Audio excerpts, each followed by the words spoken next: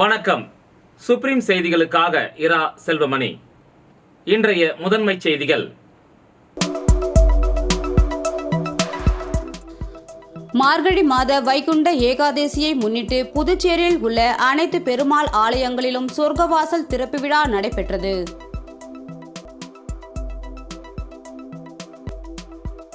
ஒன்பது தொடக்கப்பள்ளி ஆசிரியர்களுக்கு பணி நியமன ஆணைகளை மாண்புமிகு முதலமைச்சர் ரங்கசாமி அவர்கள் புதுச்சேரி சட்டப்பேரவையில் வழங்கினார். புதுச்சேரியில் மதுபானம் மற்றும் மொபைல் போன் கடைகளை உடைத்து திருடிய 2 சிறுவர்கள் உட்பட 3 கைது செய்த போலீசார் அவர்களிடம் இருந்து 57,890 ரொக்கம் மற்றும் 52,400 மதிப்புள்ள மொபைல் போன்களை பறிமுதல் செய்தனர். மலர் கண்காட்சியுடன் காரைக்கால் கார்னிவல் வரும் 16ஆம் தேதி தொடங்க உள்ளதாக அமைச்சர் திருமுருகன் தெரிவித்துள்ளார். இனி விரிவான செய்திகள்.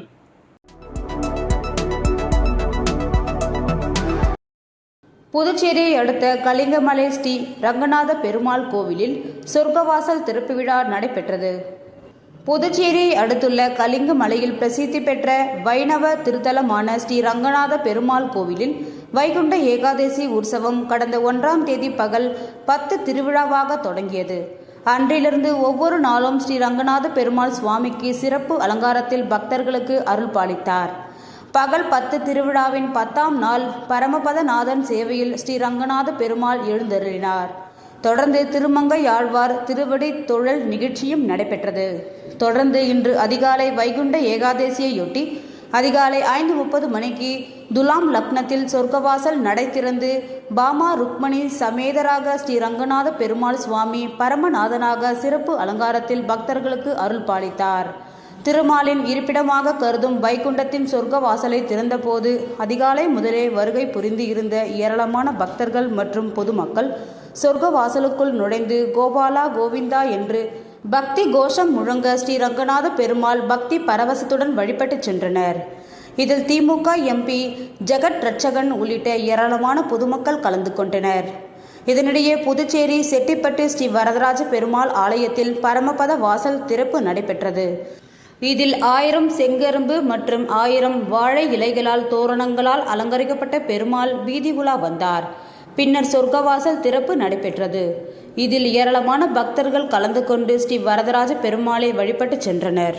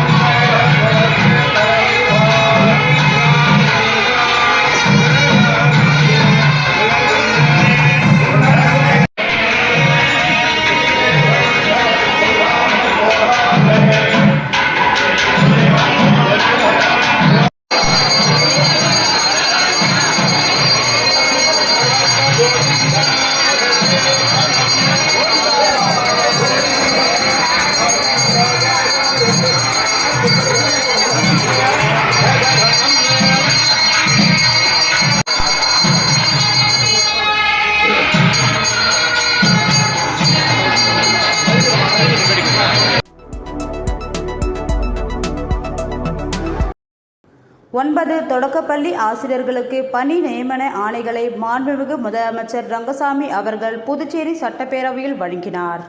புதுச்சேரி அரசு பள்ளிக்கல்வி இயக்குநரகத்தின் கீழ் நேரடி நியமனம் மூலம் தேர்வு செய்யப்பட்ட 9 தொடக்கப்பள்ளி ஆசிரியர்களுக்கு பணி நியமன ஆணைகளை முதலமைச்சர் ரங்கசாமி அவர்கள் புதுச்சேரி சட்டப்பேரவையில் முதலமைச்சர் அலுவலகத்தில் இன்று வழங்கினார். சட்டப்பேரவைத் தலைவர் செல்வம், உள்துறை மற்றும் கல்வித்துறை அமைச்சர் நமச்சிவாயம், பள்ளி கல்வி இயக்குனர் பிரியதர்ஷினி ஆகியோர் இந்த நிகழ்ச்சியின் போது உடனிருந்தனர்.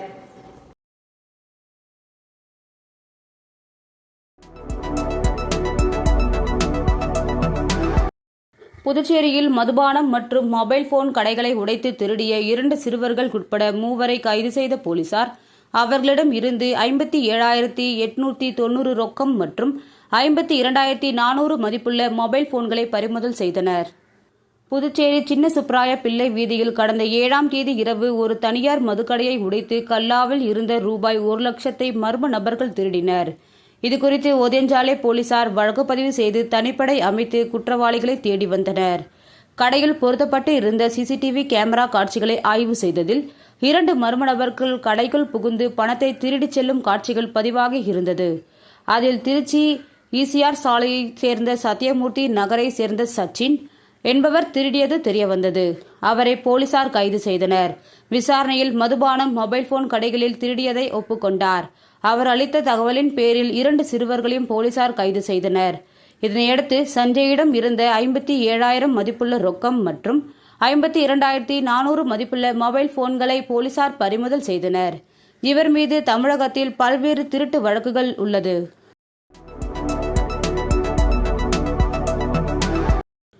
மலர் கண்காட்சியுடன் காரைக்கால் கார்னிவல் வரும் 16ஆம் தேதி தொடங்க உள்ளதாக அமைச்சர் திருமுருகன் தெரிவித்துள்ளார். காரைக்கால் கார்னிவல் தொடர்பான பல்வேறு அரசு துறை அதிகாரிகளுடனான ஆலோசனைக் கூட்டம் புதுவை குடிமைப் பொருள் வழங்கல் துறை அமைச்சர் திருமுருகன் தலைமையில் சட்டப்பேரவை உறுப்பினர்கள் நாஜிம், நாகத்யாகராஜன் ஆகியோர் முன்னிலையில் நடைபெற்றது. துணை மாவட்ட ஆட்சியர் அர்ஜுன் ராமகிருஷ்ணன் கார்னிவலுக்கான மாவட்ட நிர்வாகத்தின் ஏற்பாடுகளை விளக்கி கூறினார். அதன் பின்னர் செய்தியாளர்களிடம் பேசிய அமைச்சர் திருமுருகன், காரைக்காலில் கார்னிவல் திருவிழா கடந்த ஆண்டுகளில் பொங்கல் தினத்தில் இருந்து தொடங்கப்பட்டது. பொங்கல் விழாவில் அரசு துறையினர் குடும்பத்துடன் பங்கேற்க முடியாமல் போவதாக எழுந்த கருத்தின் அடிப்படையில் 16ஆம் தேதி முதல் 19ஆம் தேதி வரை மலர் கண்காட்சியுடன் கார்னிவல் விழா நிகழுமாண்டு நடத்தப்பட உள்ளது என்கிறார்.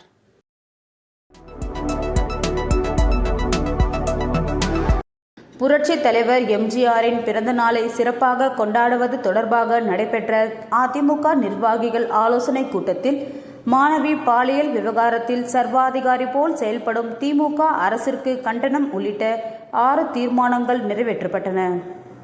தமிழக முன்னாள் முதல்வர் புரட்சித் தலைவர் எம்ஜிஆரின் 108வது பிறந்தநாள் கொண்டாட்டம் தொடர்பாக புதுச்சேரி அதிமுக நிர்வாகிகள் ஆலோசனைக் கூட்டம் மாநில செயலாளர் அன்பழகன் தலைமையில் உப்புளத்தில் உள்ள தலைமை அலுவலகத்தில் நடைபெற்றது.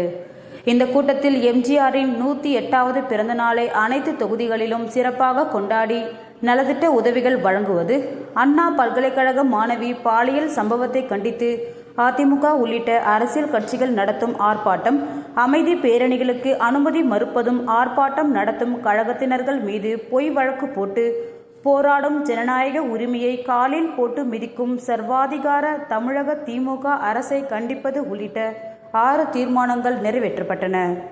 இந்த கூட்டத்தில் மாநில அவைத்தலைவர் அன்பானந்தம், மாநில அம்மா பேரவை செயலாளர் பாஸ்கர், மாநில பொருளாளர் ரவி பாண்டுரங்கன் உட்பட நிர்வாகிகள் மற்றும் தொண்டர்கள் திரளாக கலந்து கொண்டனர்.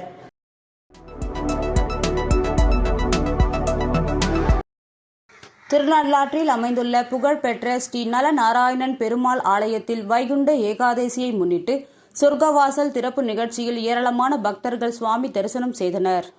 காரைக்காலை அடுத்த திருநள்ளாற்றில் அமைந்துள்ள புகழ்பெற்ற ஸ்ரீ நலநாராயண பெருமாள் ஆலயத்தில் வைகுண்ட ஏகாதசியை முன்னிட்டு சொர்க்கவாசல் திறப்பு நிகழ்ச்சி இன்று அதிகாலை நடைபெற்றது. அதிகாலை 4 மணிக்கு பெருமாள் திருப்பள்ளி எழுச்சியும், அதைத் தொடர்ந்து ஸ்ரீ நலநாராயண பெருமாள், ஸ்ரீதேவி பூதேவி சமேத பெருமாள் தங்க கவச அலங்காரத்தில் சொர்க்கவாசல் வழியே எழுந்தருளி பக்தர்களுக்கு அருள் பாலித்தார். அதைத் தொடர்ந்து ஸ்ரீ நலநாராயண பெருமாள் வீதியுலா நிகழ்ச்சியும் நடைபெற்றது. விழாவில் தருமபுர ஆதீன கட்டளை விசாரணை ஸ்ரீமத் சட்டநாத தம்பிரான் சுவாமிகள் உள்ளிட்ட ஏராளமான பக்தர்கள் கலந்து கொண்டு சுவாமி தரிசனம் செய்தனர்.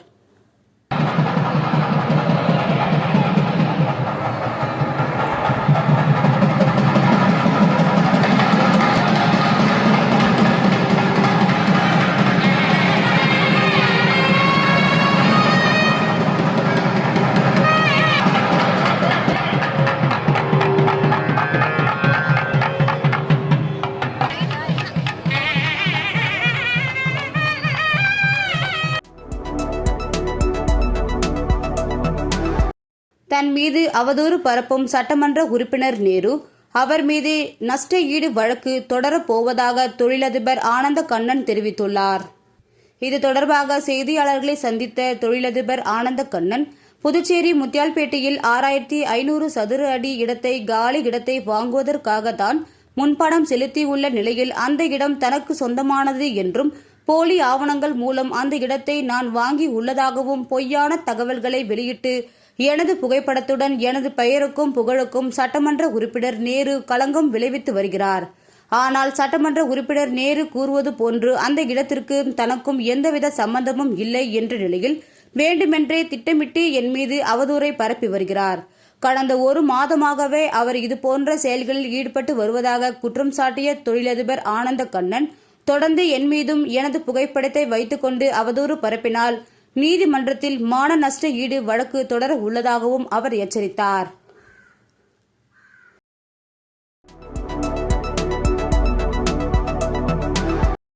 காரைக்கால் தனியார் பள்ளியில் நடைபெற்ற பல்துறை கண்காட்சியை நலவழித்துறை துணை இயக்குநர் மருத்துவர் சிவராஜ்குமார் மாணவர்களின் படைப்புகளை பார்வையிட்டு பாராட்டினார்.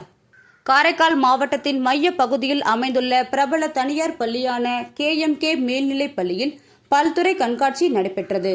இந்த பள்ளியில் நடைபெற்ற பல்துறை கண்காட்சியில் அறிவியல், கணக்கு பாடங்கள் மட்டுமின்றி மொழி பாடங்கள், விளையாட்டு, விவசாயம் உள்ளிட்ட அன்றாடம் நாம் பயன்படுத்தும் அனைத்து துறைகளிலும் தொழில்நுட்பத்தை பயன்படுத்தி பல்வேறு படைப்புகள் காட்சிக்கு வைக்கப்பட்டிருந்தன. இந்த கண்காட்சியை நலவழித்துறை துணை இயக்குநர் மருத்துவர் சிவராஜ்குமார் துவக்கி வைத்தார். இதில் மாவட்டத்தின் பல்வேறு பகுதிகளில் இருந்து வந்திருந்த மாணவர்களை பார்வையிட்டு படைப்புகளையும் செய்திருந்த மாணவர்களிடம் இருந்து கேட்டறிந்தனர். இந்த கண்காட்சியில் ராக்கெட் விண்ணில் ஏவப்படுவது போல் அமைக்கப்பட்டிருந்தது வியப்பை ஏற்படுத்தியது. இந்த நிகழ்ச்சியில் பள்ளியின் தாளாளர் மணிமேகலை கண்ணையன், மது கண்ணையன், பள்ளியின் தலைமை ஆசிரியர் சித்ரா, பள்ளி ஆசிரியர்கள் கலந்து கொண்டனர்.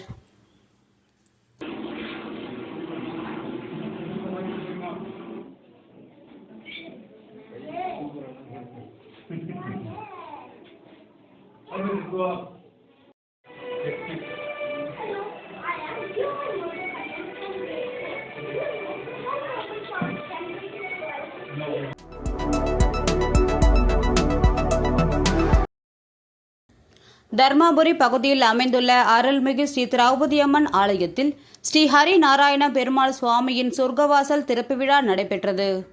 புதுச்சேரி மாநிலம் தர்மாபுரி பகுதியில் அமைந்துள்ள அருள்மிகு ஸ்ரீ திரௌபதி அம்மன் ஆலயத்தில் ஸ்ரீ ஹரி நாராயண பெருமாள் சுவாமியின் சொர்க்கவாசல் திறப்பு விழா விமர்சையாக நடைபெற்றது. முன்னதாக காலை 4 மணி அளவில் சுவாமிக்கு பால், தயிர், இளநீர், சந்தனம், தேன், பழங்கள், பன்னீர் உள்ளிட்ட பல்வேறு வாசனை திரவியங்களால் சிறப்பு அபிஷேகங்கள் செய்து தீபாராதனைகள் காண்பிக்கப்பட்டது. அதனைத் தொடர்ந்து சரியாக காலை 5 மணி அளவில் வடக்கு ராஜகோபுரம் வழியாக பரமபதம் சொர்க்கவாசல் திறப்பு நிகழ்ச்சி வெகு சிறப்பாக நடைபெற்றது. இதில் பக்தர்கள் நூற்றுக்கணக்கானோர் கலந்து கொண்டு சுவாமி தரிசனம் செய்தனர். இந்த நிகழ்ச்சிக்கான ஏற்பாடுகளை அறங்காவலர் குழு நிர்வாக தலைவர் முருகன் தலைமையில் செயலாளர் சதீஷ், இணை செயலாளர் சந்தானம், சரவணன், கௌரவ தலைவர் இருசப்பன் மற்றும் நிர்வாகிகள், கிராமவாசிகள், இளைஞர்கள் உட்பட ஏராளமானோர் கலந்து கொண்டு சிறப்பாக செய்திருந்தனர்.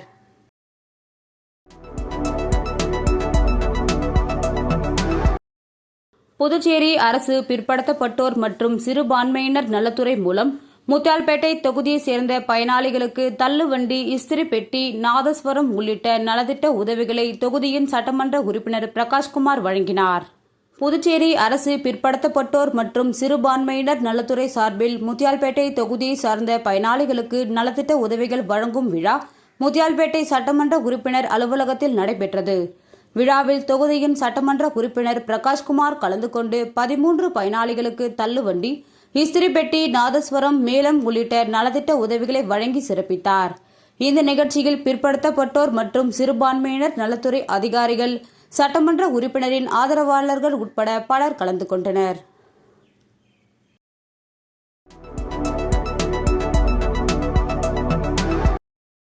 புதுச்சேரி அரசு ஆதிராவிடர் நலத்துறை மூலம் தட்டாஞ்சாவடி தொகுதிக்கு உட்பட்ட செயின்ட் பால்பேட் மாரியம்மன் கோவில் தெருவில் ரூபாய் 55 லட்சம் மதிப்பீட்டில் புதிய சிமெண்ட் சாலை அமைக்கும் பணியினை முதலமைச்சர் ரங்கசாமியின் வழிகாட்டுதலின்படி ஆதிராவிடர் நலத்துறையின் இயக்குநர் இளங்கோவன் பூஜை செய்து தொடங்கி வைத்தார். புதுச்சேரி அரசு ஆதிராவிடர் மற்றும் பழங்குடியினர் நலத்துறை மூலம் தட்டாஞ்சாவடி தொகுதிக்கு உட்பட்ட செயின்ட் பால்பேட் மாரியம்மன் கோவில் தெரு பகுதியில் ரூபாய் 55 லட்சம் மதிப்பீட்டில் புதிய சிமெண்ட் சாலை அமைக்கும் பணியின் தொடக்க விழா நடைபெற்றது. முதலமைச்சரும் தொகுதியின் சட்டமன்ற உறுப்பினருமான ரங்கசாமியின் வழிகாட்டுதலின்படி ஆதிராவிடர் நலத்துறை இயக்குநர் இளங்கோவன் விழாவில் கலந்து கொண்டு பூமி பூஜை செய்து பணியினை தொடங்கி வைத்தார். மேலும் பணிகளை விரைந்து முடிக்குமாறு ஒப்பந்ததாரரிடம் அறிவுறுத்தினார். இந்த நிகழ்ச்சியில் செயற்பொறியாளர் பக்தவத்சலம், இளநிலை பொறியாளர் முகுந்தன் மற்றும் ஆதிராவிடர் நலத்துறை அதிகாரிகள் உட்பட அப்பகுதி மக்கள் திரளாக கலந்து கொண்டனர்.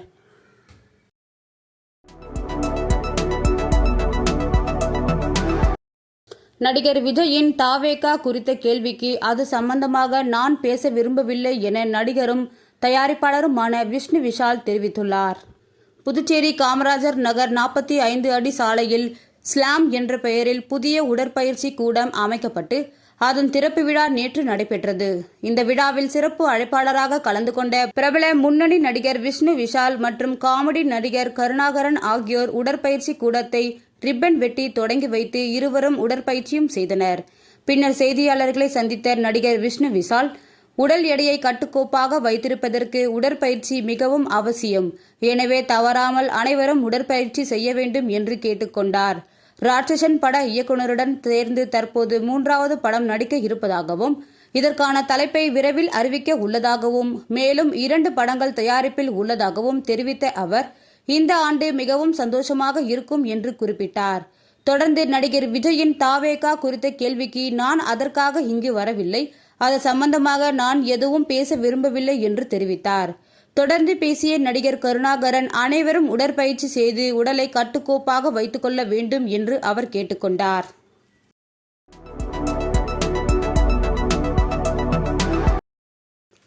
புதுச்சேரி அருங்காட்சியக ஆராய்ச்சி நூலகத்தில் நடைபெற்று வந்த பகவத்கீதை கண்காட்சி அயல்நாடு வாழ் இந்தியர்களின் நாளில் நிறைவு பெற்றது. நேஷனல் ஹெரிடேஜ் டிரஸ்ட் உதவியுடன் நடைபெறும் புதுவை அருங்காட்சியகத்தில் பகவத்கீதை கண்காட்சி முன்னெடுக்கப்பட்டது.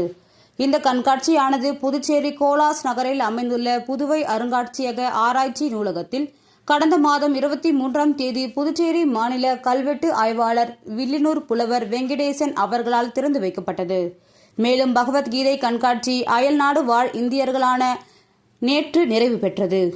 இந்த கண்காட்சியில் பகவத்கீதை பற்றிய அடிப்படை விளக்க செய்திகளும் பகவத்கீதையின் 18 அத்தியாயங்களும் 3 தொகுதிகளாக பிரிக்கப்பட்டுள்ள பகவத்கீதையின் சாரச் செய்தியை முன்னெடுத்து வைக்கிறது.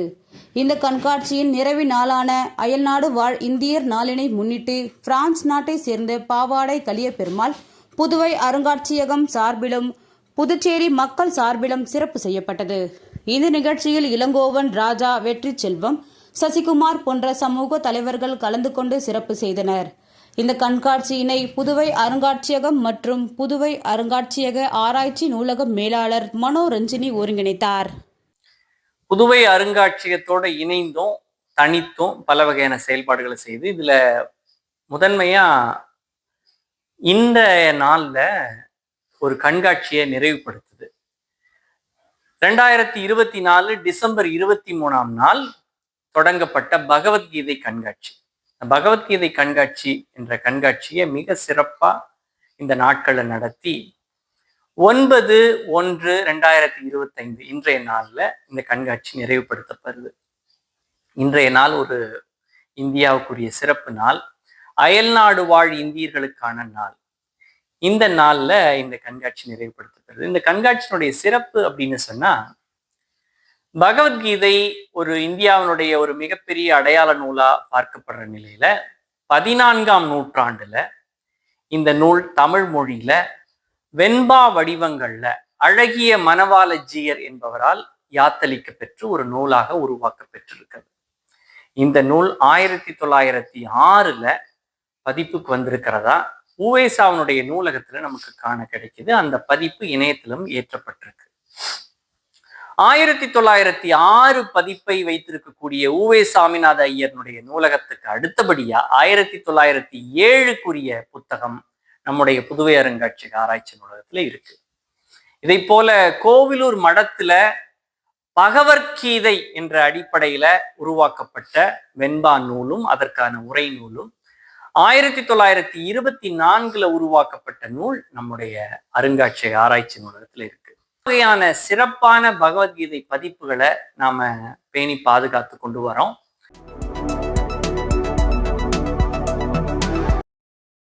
சொரப்பூர் லட்சுமி நாராயண பெருமாள் ஆலயத்தில் மார்கழி மாத வைகுண்ட ஏகாதசி தினத்தை முன்னிட்டு சொர்க்கவாசல் திறக்கப்பட்டது. புதுவை அருகே உள்ள சொரப்பூர் ஸ்ரீ லட்சுமி நாராயண பெருமாள் ஆலயத்தில் மார்கழி மாத வைகுண்ட ஏகாதசியை முன்னிட்டு சொர்க்கவாசல் திறப்பு நிகழ்வு நடைபெற்றது. திரளான பக்தர்கள் பங்கேற்று கோவிந்தா கோவிந்தா என்று கோஷமிட்டு சுவாமியை வழிபட்டனர். உற்சவர் லட்சுமி நாராயண பெருமாள் சிறப்பு அலங்காரத்தில் அலங்காரம் செய்யப்பட்டு சொர்க்கவாசல் வழியாக பக்தர்களுக்கு காட்சி தந்தார். முன்னதாக லட்சுமி நாராயண பெருமாள் மற்றும் கனகவல்லி தாயாருக்கு சிறப்பு அபிஷேக ஆராதனைகள் நடைபெற்றது. விழாவில் சொரப்பூர் உள்ளிட்ட சுற்றுப்புற கிராமங்களில் இருந்து திரளான பக்தர்கள் சுவாமி தரிசனம் செய்தனர். பக்தர்கள் அனைவருக்கும் பிரசாதம் மற்றும் அன்னதானம் வழங்கப்பட்டது. இதேபோன்று வடுவக்குப்பம் வெங்கடேச பெருமாள், பண்ட சோழநல்லூர் வரதராஜ பெருமாள், மடுகரை சத்யநாராயணா பெருமாள் உள்ளிட்ட ஆலயங்களிலும் சொர்க்கவாசல் திறப்பு விழா நடைபெற்றது. மீண்டும் முதன்மை செய்திகள். மார்கழி மாத வைகுண்ட ஏகாதசியை முன்னிட்டு புதுச்சேரியில் உள்ள அனைத்து பெருமாள் ஆலயங்களிலும் சொர்க்கவாசல் திறப்பு விழா நடைபெற்றது.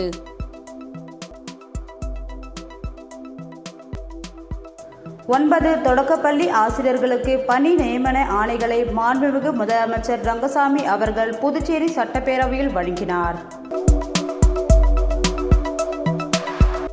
புதுச்சேரியில் மதுபானம் மற்றும் மொபைல் போன் கடைகளை உடைத்து திருடிய 2 சிறுவர்கள் உட்பட 3 கைது செய்த போலீசார் அவர்களிடம் இருந்து 57,890 ரொக்கம் மற்றும் 52,400 மதிப்புள்ள மொபைல் போன்களை பறிமுதல் செய்தனர். மலர் கண்காட்சியுடன் காரைக்கால் கார்னிவல் வரும் 16ஆம் தேதி தொடங்க உள்ளதாக அமைச்சர் திருமுருகன் தெரிவித்துள்ளார். இந்த செய்தி அறிக்கை இத்துடன் நிறைவு பெறுகிறது. வணக்கம்.